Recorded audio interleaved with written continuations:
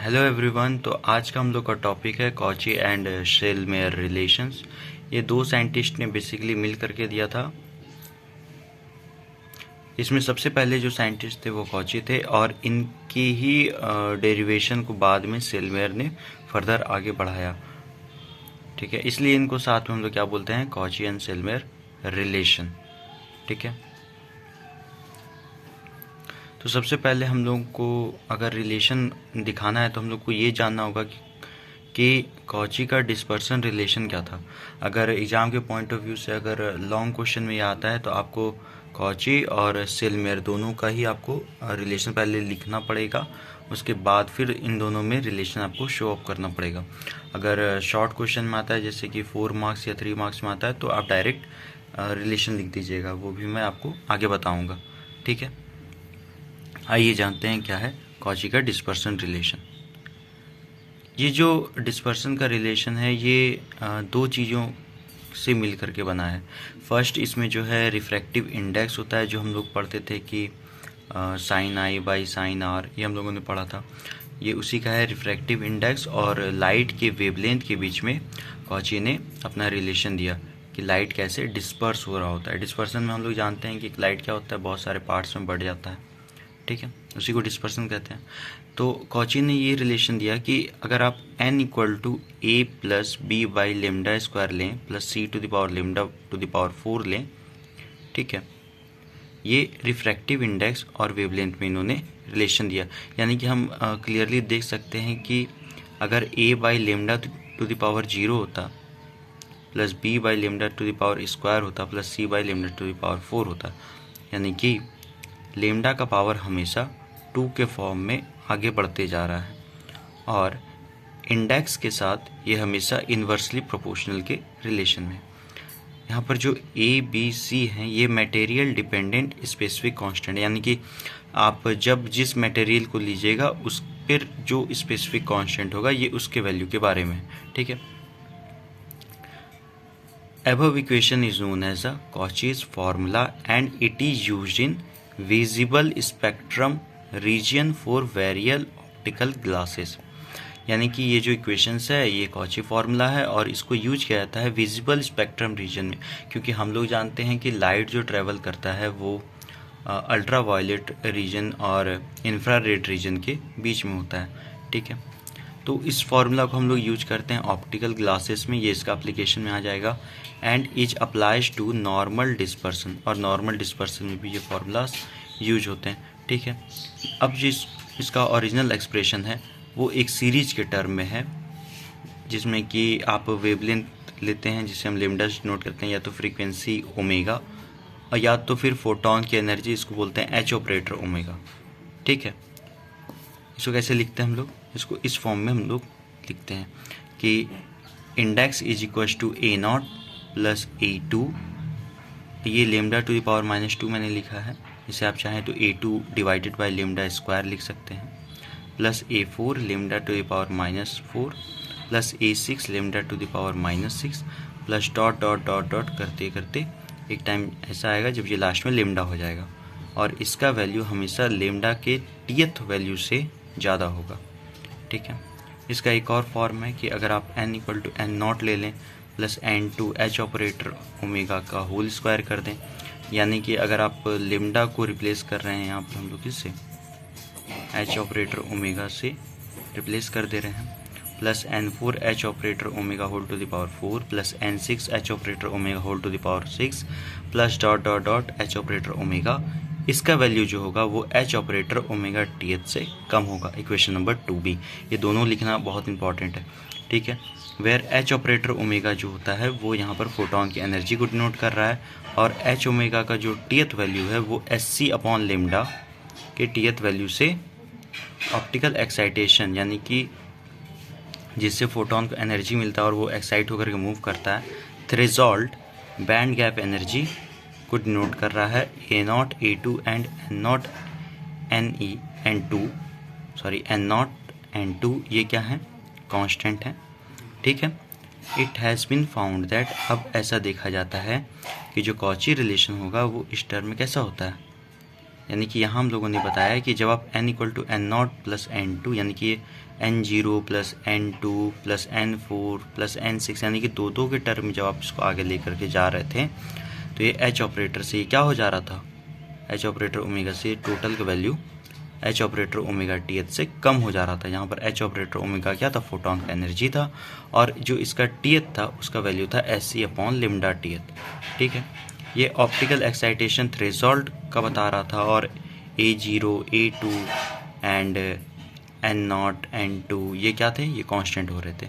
ठीक है, अब इसके बाद इन इक्वेशंस को सॉल्व करने के बाद ये देखा गया कि जो कॉची रिलेशन जो होगा वो इस फॉर्म में आ रहा था, n equal to n base -2 h operator omega whole to the power -2, यानी ये क्या था, डिवाइड में स्क्वायर में था, प्लस n0 या फिर n0 बोलिए इसको, plus n2 h operator omega whole square plus n4 h operator omega whole to the power 4। ये क्वेश्चन नंबर 3 लेंगे। यानी कि अब जो इंडेक्स का वैल्यू था वो माइनस से हो करके सीधे प्लस में जा रहा था, यानी कि -2 आया, फिर -2 से 0 पे आया, 0 से +2 पे गया, +2 से +4 पे गया। आप देख रहे हैं पावर में भी 4 हो रहा है, 2 से 4। ठीक है, अब आगे देखते हैं। This equation can be satisfactory over a wide range of photon energies, यानी कि जो कॉचेस का रिलेशन था वो बहुत एक बड़े तौर पे फोटोन की एनर्जीज के लिए सेटिस्फैक्ट्री था। अब जो डिस्पर्सन के पैरामीटर्स थे इक्वेशन के वो फर्दर गिवन बाद में दिए गए। ठीक है, कॉचेस का रिलेशन जो होगा डिस्पर्सन में in given equation 1 2 3 were originally called the elastic ether theory of refractive index, यानी कि ये जो कॉची का रिलेशन है इसका सेकंड नाम क्या है, elastic ether theory of refractive index. ठीक है, it has been widely used for many material, आप इसे एप्लीकेशन दे करके भी लिख सकते हैं। It has been widely used for many materials although in recent year many researchers have preferred to use the Sellmeier equation described below. तो इसके बाद क्या हुआ, इसके बाद सेलमेयर इक्वेशन का रिक्वायरमेंट हुआ। अब जानते हैं क्यों रिक्वायरमेंट हुआ, आइए देखते हैं। It is an empirical relation between the refractive index n of a substance and wavelength of light in the form of series of single dipole oscillator। अब कॉची के रिलेशन में क्या दिया हुआ था, कॉची के रिलेशन में सिंपली वेवलेंथ ऑफ लाइट और रिफ्रैक्टिव इंडेक्स के बीच में रिलेशन को ले लिया गया था। लेकिन सेलमेयर ने क्या किया कि रिफ्रैक्टिव इंडेक्स और लाइट के वेवलेंथ को सीरीज के फॉर्म में लिया, जिसमें एक सिंगल डाइपोल ऑसिलेटर था विच हैज़ यूजफुल, जो इसका क्या था, lambda square by lambda square minus lambda i square dependence as in. इन्होंने क्या किया, इन्होंने सिर्फ लेमडा को नहीं लिया, इन्होंने लेमडा के वैल्यू कैसे लिया कि lambda square divided by lambda square minus lambda i का whole square, lambda i square. ठीक है, अब क्या करेंगे हम लोग, इन्होंने क्या किया था, इन्होंने एन लिया था, ये क्या ले रहे हैं, एन के स्क्वायर ले रहे हैं, यानी कि रिफ्रैक्टिव इंडेक्स का स्क्वायर पकड़ रहे हैं ये। तो अब क्या हो गया equation, 1 + A1 lambda square by lambda square minus lambda 1 square plus A2 lambda 2 square by lambda square minus lambda 2 square plus A3 lambda square by lambda square minus lambda 3 plus dot dot dot equation number 4। अब lambda I यहाँ पर क्या है, lambda I यहाँ पर constant है, और A1 A2 A3 lambda 2 lambda 1 lambda 3 ये क्या है, सेलमेयर के कोफिशिएंट है, जिसको कि हम लोग क्या करेंगे, डिटरमाइंड करेंगे by filling this expression to the experimental data. हम लोग क्या करेंगे, इसको एक्सपेरिमेंटल डेटा में फिट करेंगे। ठीक है, जो एक्चुअल फार्मूला था वो इससे भी ज़्यादा कॉम्प्लिकेटेड था in more terms of Sellmeier similar form. ठीक है, अब एग्जाम्पल में क्या लेंगे, जैसे कि मान लीजिए ए बेस आई ले रहे हैं, lambda square by lambda square minus lambda i square, जहाँ पर स्मॉल आई जो होगा वो 4 5 होगा, but these can generally be neglected, क्योंकि इसका वैल्यू जितना ज़्यादा होगा इसका अल्टीमेटली वैल्यू क्या हो जाएगा, उतना ही कम हो रहा है। In representing n versus lambda, index versus wavelength behaviour over typical wavelength of interest and ensuring that the 3 terms included in equation 4। इन्होंने क्या किया कि इसके जो तीनों टर्म थे, यानी कि ये फार्मूला, फिर ये फार्मूला और ये फार्मूला, इन्होंने क्या किया कि इसको इसमें इन तीनों फार्मूलाज को इंक्लूड कर दिया। तो हम लोग को यहाँ से बेसिकली एक रिलेशन समझ में आया कि कॉची के फार्मूला में सिर्फ इंडेक्स और वेवलेंथ ऑफ लाइट के बीच में रिलेशन सिंपली फॉर्म में ले लिया गया था, जबकि सेलमेयर में ये रिलेशन जो था एक सीरीज के फॉर्म में लिया गया था। ठीक है, तभी ये सीरीज हम लोग को दिखने को मिल रहा है A1, A2, A3 करके। ठीक है, आइए अब देखते हैं इन दोनों के बीच में रिलेशन क्या है। अब हम लोग देखते हैं कि सेलमेयर और कॉची के बीच में रिलेशन क्या है। एग्ज़ाम में अगर 3 मार्क्स या 4 मार्क्स में अगर आता है तो आप डायरेक्ट यहाँ से स्टार्ट करिएगा। अगर 13 या 14 मार्क्स के क्वेश्चंस आते हैं तो आप स्टार्टिंग से स्टार्ट करिएगा। ठीक है, सेलमेयर कॉची का रिलेशन। Sellmeier Cauchy dispersion relationship that inherently take account of various contribution to the optical properties, यानी कि दोनों ने क्या किया था, ऑप्टिकल प्रॉपर्टीज़ में अपना कंट्रीब्यूशन दिया था। एग्जाम्पल के तौर पर for many semiconductors and ionic crystals 2 useful dispersion relations इन्होंने दिए, जो कि इस तरीके से हैं। n² equals to a plus b lambda square by lambda square minus c plus D lambda square by lambda square minus c, ये question number 5 है। और एक और रिलेशन है n² equals to a plus B by lambda square minus lambda not square plus C by lambda square plus lambda not, या फिर 0 आप इसको पकड़ सकते हैं, 0 स्क्वायर का whole square plus D lambda square plus E lambda to the power 4, question number 6। जहाँ पर कि A B C D E और लेमडा नॉट जो होते हैं वो कांस्टेंट है, पर्टिकुलर्स टू गिवन मटेरियल। ठीक है, ये क्या है, कांस्टेंट हो रहे हैं किसी पर्टिकुलर मटेरियल के लिए। ठीक है, अब देखिए ये जो ग्राफ है रिफ्रैक्टिव इंडेक्स में n, ठीक है, और ये वेवलेंथ लेमडा माइक्रोमीटर में इसको कंसीडर कर रहे हैं। ठीक है, अब हम लोग देखें कि यहाँ से ग्राफ क्या हो रहा है, स्लोली स्लोली स्लोली नीचे की ओर आते जा रहा है। ठीक है, यहाँ पर जो क्रॉस दिख रहा है आपको, ये क्रॉस क्या दिखा रहा है, देखिए ये सब पॉइंट पे क्या है, क्रॉस है। तो मैं इसे सामने करके दिखाता हूँ।